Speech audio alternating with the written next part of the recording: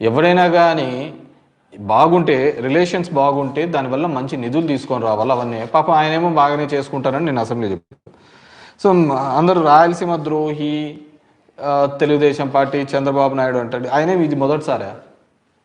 ఆయన ముఖ్యమంత్రిగా ఉన్నప్పుడు ఆల్మట్టి ఎత్తు పెంచుతున్నప్పుడు మనం మాట్లాడలేదు.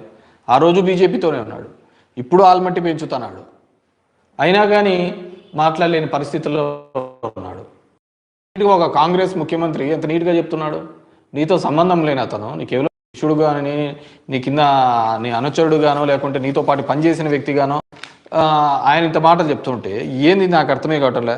అసలు ఏంది ఈ రాయలసీమ ఎత్తిపోతల పథకం ఎందుకు జగన్మోహన్ రెడ్డి గారు తీసుకొని రావడం మొదలైంది? వీటన్నిటిని కూడా జనాలు, మనము రాయలసీమ వాసులుగా మనం కూడా తెలుసుకోవాలా, ఆలోచించుకోవాలా. ఎక్కడ ఇది బీజం పడింది, ఎందుకు ఈ బీజం పడిందని.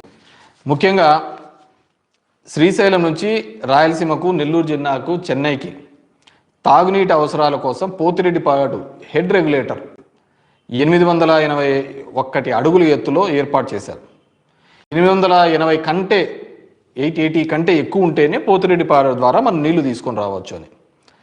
అప్పుడు దానికి అంతకుముందున్న డిజైన్ని రాజశేఖర రెడ్డి గారు వచ్చిన తర్వాత దాన్ని 44,000 అడుగులకు చేసినాడు. 44,000 క్యూసెక్స్లు తీసుకొని పోవడానికి ఆయన ఏర్పాటు చేయడం జరిగింది. 44,000 క్యూసెక్స్ని తీసుకొని పోవడానికి. ఆ రోజు కూడా ఇదే దేవినేని ఉమా ప్రకాశం బ్యారేజ్ మీద దొర్లాడా, పొర్లు దండాలు పెట్టారు. నేను చెప్తున్నా వాళ్ళ పార్టీ యొక్క స్టాండ్. ఇక్కడ ఒక మాట, అక్కడ ఒక మాట, రెండు కళ్ళ సిద్ధాంతము, ఇవన్నీ ఎవరిని మోసం చేయడానికి.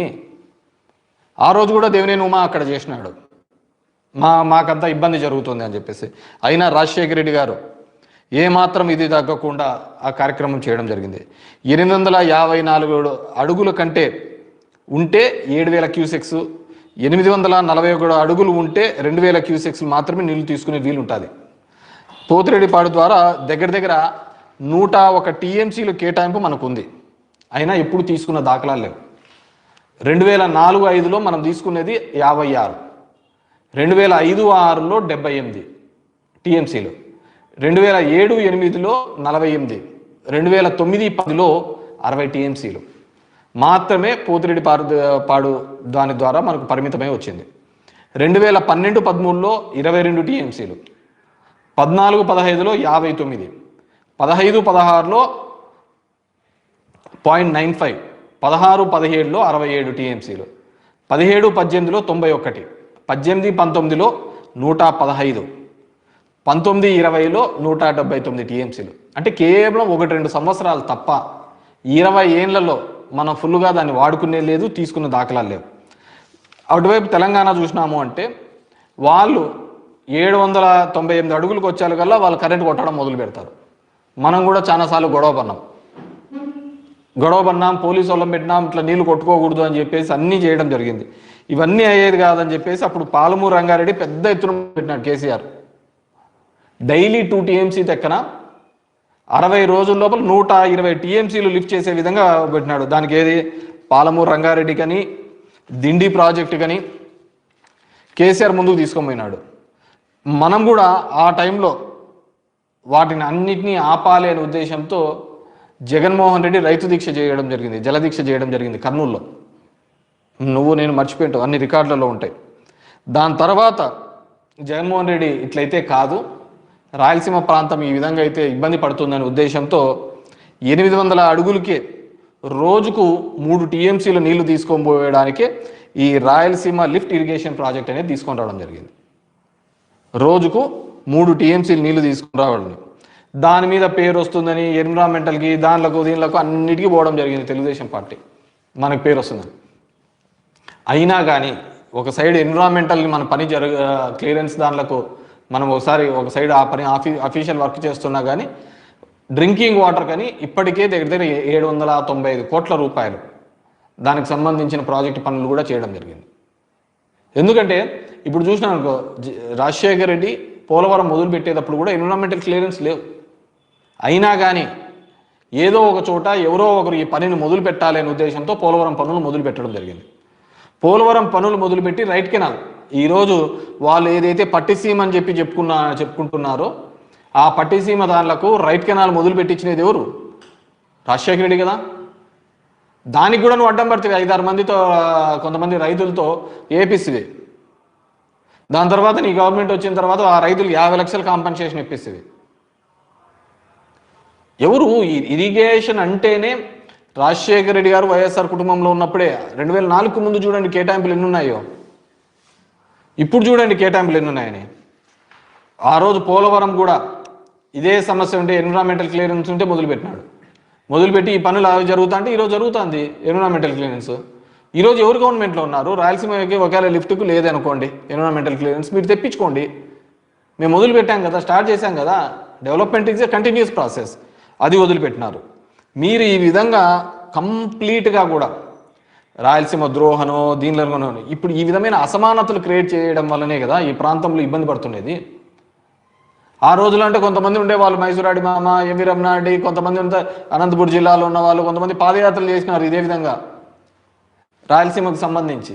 ఇప్పుడు అంతా ఆ సీన్ ఎంత ఏం కనపడటంలే మనకంతా ఎందుకు కనపడుతుంది? ఇప్పుడు పొద్దున్న లేచిన నుంచి కూడా ఒకటే దీనిలో ఏది పెద్ద ఇంపార్టెంట్ ప్రాజెక్టే? అనసూయ, అన్వేషు, శివాజీ. ఇవి తప్ప మనకి ఏదైనా కనపడతా అంటేనే కదా. ఏందో నాకు అర్థమే కావటంలా. ఎవడని లిఫ్ట్ ప్రాజెక్టులు చేస్తాం, ఇవి చేస్తాం, ఇవి కాదు. 100 రూపాయలకు మంది వస్తుందా లేదా? క్వాలిటీ మద్యం దీనిల మీద పడి ఉంటే ఎంత దరిద్రం అంటే రాయలసీమకు సంబంధించి మాకు ఎయిమ్స్ వచ్చింది అనంతపూర్కి, తీసేపోయి అమరావతిలో అని చెప్పి గుంటూరులో పెడుతుంది.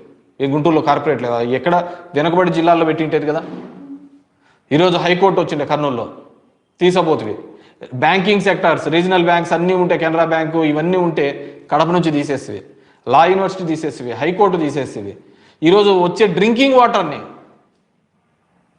తాగే నీళ్ళకు ఇబ్బంది పెడుతుంది. ఇక్కడ చూస్తావా మా హంద్రీ కాలంలో లైనింగ్ చేస్తుంది. పోయి చూడుపా పక్కన బోర్లన్నీ ఎట్లా ఎత్తిపోయినాయో. అంతకుముందు పుష్కలంగా ఉన్న బోర్లు ఈరోజు బోర్లలో నీళ్ళు లేని పరిస్థితి. లైనింగ్ చేయించినారంతా, కుప్పం తీసుకోవాలంట, అందుకు మొత్తం లైనింగ్ చేయించినారు. ఏంటిది? ఎక్కడికి పోతున్నాం? మనం మాట్లాడాల్సిన అవసరం లే. తెలుగుదేశం పార్టీకి ఒకటే, ఆవకాయ అమరావతి, ఇది తప్ప వేరేది పట్టటంలే. ఎవడైనా మాట్లాడిచ్చేది, చెప్పేది, పాడు పరదేశీ ఏందిలే. సాయంత్రం అయితేనే 100 రూపాయలు క్వాలిటీ మందు దొరికిందా లేదా? అది దొరికితే చాలు. ఎంత దరిద్రానికంటే అంత దరిద్రానికి. ఇదే అమరావతి మీద ఇంకో దాని మీద చేస్తే గింజుకొని హైకోర్టులకు, సుప్రీంకోర్టులకు, అన్ని చోట్లకు తిరగవా? దీనివల్లనే కదా ప్రాంతీయ అసమానతలు వచ్చేది. కేసీఆర్ అప్పుడు ఈ విధంగానే కదా. తెలంగాణ ఉద్యమం ఎప్పటి నుంచో ఉంది, కానీ తెలంగాణ ఉద్యమాన్ని గట్టిగా చేపట్టినది ఈ ప్రాంతీయ అసమానతలు ఉన్నాయనే కదా. నీరు నియామకాలు అని చెప్పేసి ఆయన బయటకు వచ్చినది నీ టెన్యూర్లోనే కదా. ఈరోజు మళ్ళీ అలాంటి ఉద్యమం కూడా పుట్టించాలని చూస్తున్నావు రాయలసీమ ప్రాంతంలో. మొత్తం ఏది చూడు వేల కోట్లు తీసుకుపోయి ఒక ప్రాంతాన్ని అభివృద్ధి చేస్తున్నాం.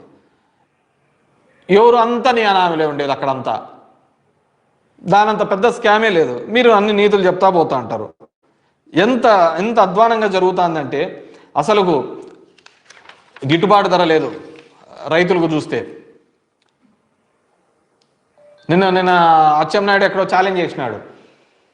ఆయన ఏం ఛాలెంజ్ చేస్తాడు? అసలు రాయలసీమకి ఏం న్యాయం చేశామో ఓపెన్ డిస్కషన్ చేస్తాను. నాయన అచ్చెన్నాయుడు గారు చెప్పండి నాయన, ఇది మీ ప్రాంతము అట్లా అయిపోయింది. ఉత్తరాంధ్ర కేవలం పదవుల కోసం ఉంటేనే తప్ప నేను చేశానయ్యా 2000